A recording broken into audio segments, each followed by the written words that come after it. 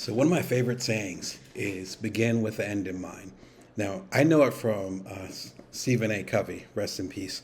His son, who has the same name, different middle name, is still running the business. But the original Stephen A. Covey passed away. I believe it's A. But rest in peace to him. But he talked about that way back in the day when I was a kid.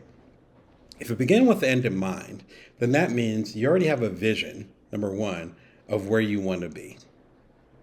And number two, if you have a vision of where you want to be, then you're reverse engineering to where you are now.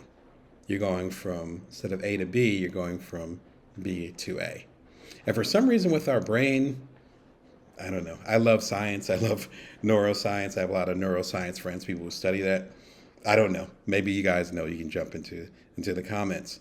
But for some reason, us working backwards tends to work easier. And I think part of it is because we actually have faith that it actually exists. If I say I want to be a millionaire in the year such and such, and I start working backwards from there, there's a beautiful assumption there. It takes off the table that it's not going to happen. It assumes that it is going to happen. So now it's a matter of reverse engineering it. In other words, it's making sure in our brain that we understand that it's possible. Working backwards does that. Everything I've achieved, it's come from working backwards. But that requires that first step of knowing exactly what the hell you want. So figure out what you want. No holds barred.